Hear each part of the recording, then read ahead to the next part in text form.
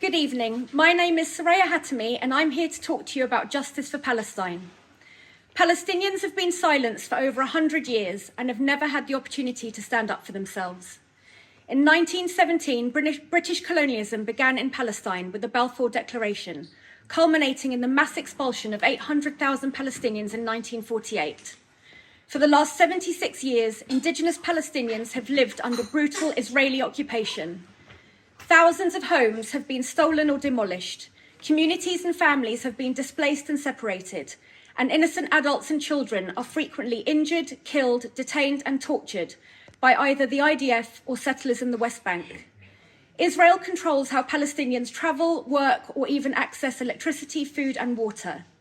They live in ongoing hunger, sickness, fear, trauma and oppression. This is apartheid. The British government has historically refused to take any responsibility for the impact its declaration had on Palestine. Worse still, it has doggedly supported and protected Israel by controlling any information which exposes the extent to which they've deprived Palestinians of all basic human rights. Since the 8th of October 2023, Palestine has been enduring the worst catastrophe of our era. The scale and speed of death and destruction are unparalleled as the cruelty, mass starvation, forced displacement, disease, blockades, bombing and deliberate killing of thousands of innocent adults and children continues. After just 7 weeks of onslaught, on the 29th of November, South Africa took Israel to the International Court of Justice with plausible evidence to support a genocide. Over the last 10 months, Keir Starmer has had every opportunity to take a different stance to that of his predecessors by choosing to stand with humanity and call for an immediate, permanent ceasefire. Instead, he openly stands with Israel, therefore sustaining Britain's ongoing silence on this horrific catastrophe. It feels hopeless for many of us, but it isn't hopeless. As the UK government continues to shame itself, we are witnesses to it. This is a real chance to change the system daily and over the next 5 years for the next general election. Proof of hope is that the Green Party quadrupled their seats and 5 pro-Palestinian independents won places in Parliament, including Jeremy Corbyn. Civil rights leader Kwame Ture delivered many powerful quotes in his lifetime. Two relevant ones for tonight are: the job of the conscious is to make the unconscious conscious. He also said, you vote once in 4 years, and that's your political responsibility? That's the height of bourgeois propaganda, making people politically irresponsible, thinking their responsibility is limited to a one-day vote. Politics is every day. Palestine has shone a light, and we are so conscious of the corruption, violence, censorship, false narratives, fear-mongering and racism by the government and the media. Palestine has exposed arms factories in the UK and the investment they receive from UK banks and taxes.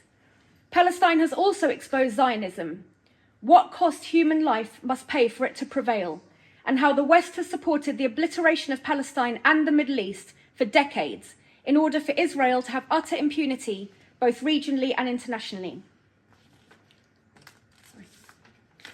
Imagine you are born in Palestine.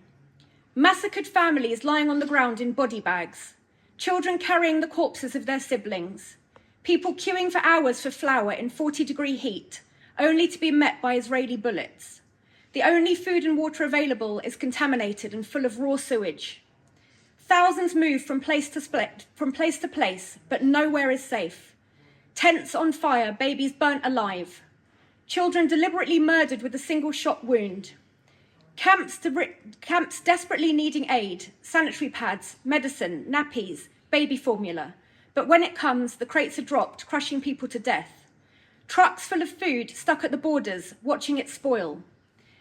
Imagine being buried under the rubble, your legs smashed so badly it has to be amputated without anaesthetic. Hospitals full of disease, ordered to evacuate.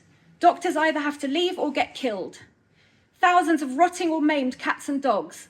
Donkeys' heads severed and hung from destroyed buildings. Horses tired and emaciated. Imagine your son, husband or father is arrested by IDF soldiers, starved, beaten, urinated on, attacked by dogs and raped with metal electrical rods, and returned to you, traumatized for life, with no psychiatric facilities. Imagine your home, your work, your school, your local shops flattened, nothing left except enormous craters, while IDF bulldozers smooth it all over, ready for more of Israel to be built upon your homeland. Imagine this is your reality, but no one is coming to help you, and no one has ever come. Imagine all the governments in the world are voting to ignore you, and all the people in those countries have voted for those governments. They allow it to continue for another day, another week, another 10 months, while more babies die, the water gets browner, the disease spreads further, and there is less and less food, aid, help, and hope. 168,000 people are estimated dead in 10 months, and 1.8 million people are displaced. This is not a war. This is the ethnic cleansing of an entire nation of people in 2024, happening in our world, on our screens, in real time. So now the question is, what are we going to do about it? This is not just a Palestine issue. This is an everybody issue.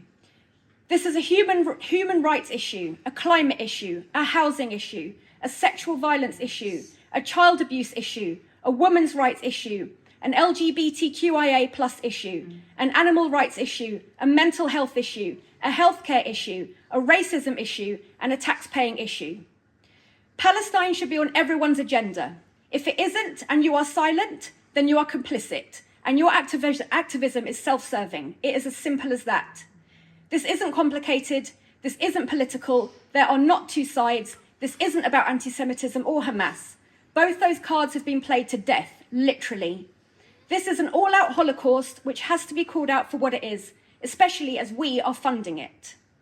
So what action can we take?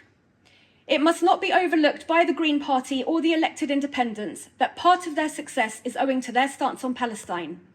I voted Green because of this. Therefore, I personally would like to join them and work with them, as do many of my pro-Palestinian friends and colleagues.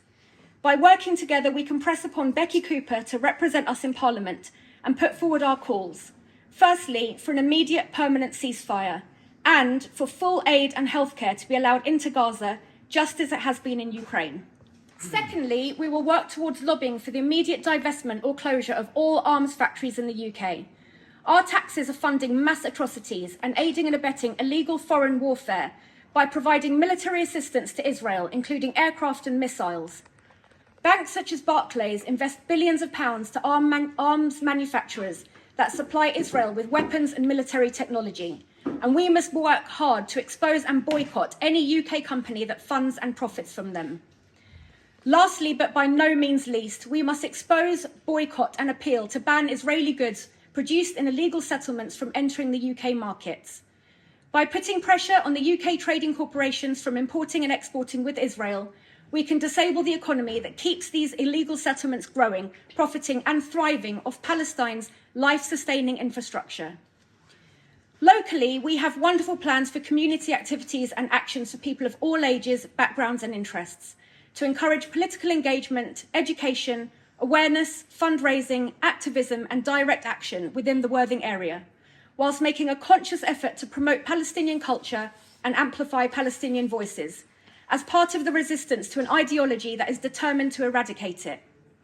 Ideas include traditional Palestinian supper clubs, open mic nights, art exhibitions, community gardening, protests and vigils, petition signing and letter writing, film nights, children's activities, and engagement with 14 to 18-year-olds who are the future voters in 5 years' time.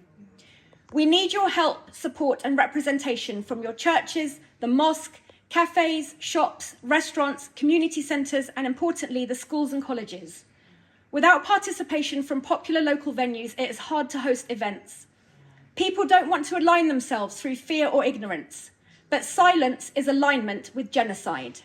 It is alignment with Israel's drive to silence the world against its brutal, relentless onslaught, and it is alignment with the government's unwavering support of this unfathomable slaughter.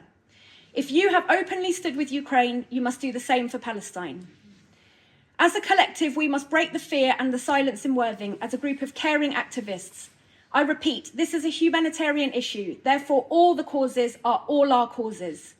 We must educate ourselves, create awareness, continue to raise our voices against oppression, and work work towards a world where our future generations, and specifically the people of Palestine, are free.